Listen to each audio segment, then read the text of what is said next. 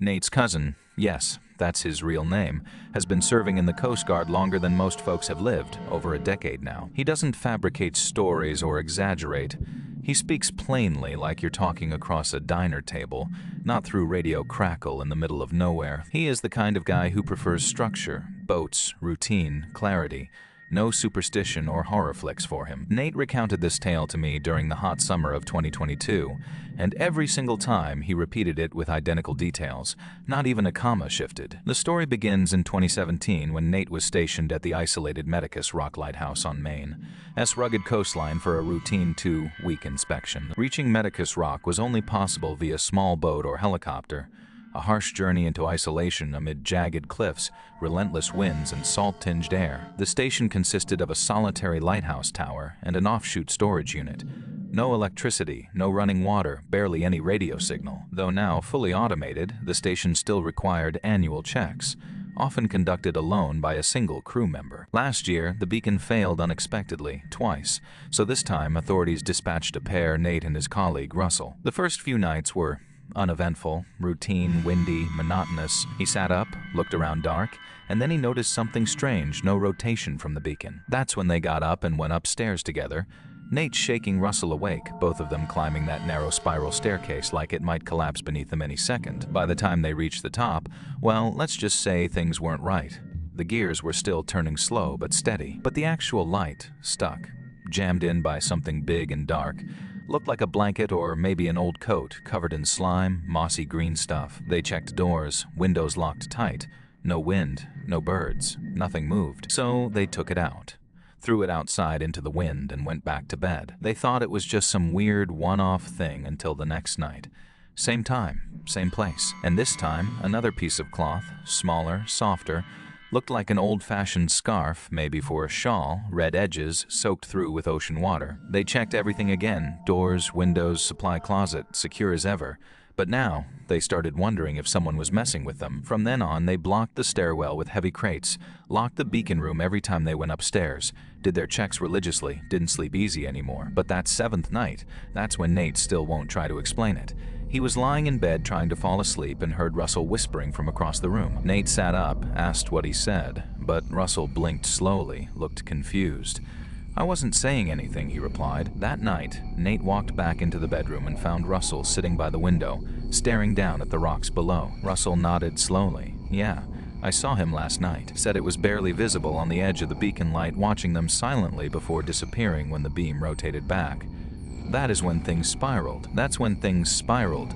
Russell got weirder every day. Russell stopped sleeping, didn't talk much anymore. On the 9th night, footsteps on the stairs slow, deliberate, coming down from above. They stood there listening, but then silence came back harder than ever before. That night, they shoved a dresser against their door, slept with knives under pillows. 11th night, they woke up to the beacon failing again. This time loud and clear. When they got upstairs, the door was wide open, not unlocked, not cracked. Completely swung open like someone had kicked it in. Emergency satellite phone called for an early pickup. Boat showed up that afternoon. When they arrived, the crew asked about the distress call made around 2 a.m., but Nate hadn't touched the phone until daylight. Deckhand said they'd received a garbled message. Static crackling through like someone was whispering in their ear something about someone being there with them. Then it cut out. Russell didn't say another word on the ride back. Quit the Coast Guard months later. Never told anyone what really happened out there. Nate still does maintenance duty sometimes, but he says he'll never go back to Medicus Rock again. This happened during lockdown early days of COVID. Everyone cooped up inside, going stir crazy. I was single then, swiping on Tinder while watching movies at night. Just trying to pass time, struck up a chat with this girl online. Sophia goes by south, lives in Suffolk County, Long Island. One bored night, we agreed to hang out. She lived only 5 minutes away. I picked her up. We drove into a nearby park that was closed off, drank White Claws there, while watching the sunset turn gray over water. He had another White Claw on the gravel, while nervously glancing around, making sure no security vehicle was approaching. The darkness loomed above, making them feel tiny, as if standing on the edge of worlds. Liminal, eerie, untouched by time or noise. To avoid being seen, they veered off toward the cliff walk. Rocky trail hidden from view, only their flashlights cut through darkness. She froze. Someone stood behind them, hooded, motionless. No sign of life except the dark coat blending into cliffside shadows. He called out, no reply. just the figure still there. Could be a guard or something else. He spoke, casual, like he was just offering drinks, but his voice carried an unsettling calm. They hurried, the figure followed. Uncomfortable silence stretched between each step. Every glance felt like being watched. At the trail's end, he was still there, asking questions with no urgency, only presence. Two more men appeared, chasing, no time to run. They dove into the car, locked doors instantly. He reversed, kicking doors, banging windows. They escaped, barely. Adrenaline faded into quiet. The world slowed down again. They were safe, for now. It was a night. Ended up hanging out many times since then, still in touch today.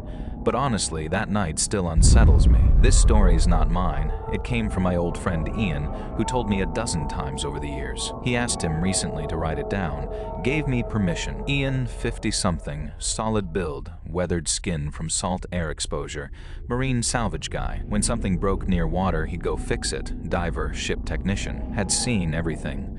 So when he told me this story, I didn't doubt a single word. He said it happened back in 13. Hired by a small county up in Washington state. The county inherited the place. Developers wanted to tear it down. Historians wanted to preserve. Nobody paid for upkeep. Glass lens hadn't worked in decades, but structure solid as steel. Safety checks completed. Lower floor intact. Upper levels empty. He laid his bag near generator room, warmer and out of wind. First night quiet as death. Fog arrived thick, white, solid, almost physical.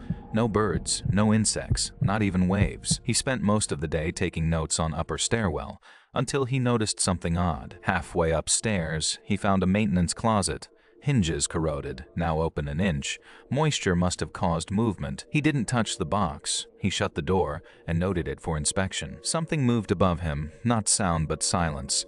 Footsteps climbing upward, he waited. Nothing happened. He checked everything, roof, closets, every corner. Only thing missing was the box. It was heavier than he thought. Wood swollen, lid locked shut. He didn't want to mess with it. He stepped away from the lighthouse, seeking fresh air, only to notice something strange. Bare footprints led from the north side, stopping dead at the cliff's edge. No circles back, no return. He tried rationalizing it. Maybe someone came ashore. But the only scheduled boat was another day off. He fortified the tower, convinced he was safe from whatever had come. At midnight, a violent slam shook the tower, and then came 3 slow taps against the wall behind brick. He didn't flinch. He stayed perfectly still, listening as the tapping ceased. Morning light revealed more horror. The box was missing, the closet door wide open. He called for rescue, claiming a medical emergency, but the fog thickened instead of clearing. He sat for 7 hours. Fog never lifted, only grew denser with every passing moment. Behind him, someone walked.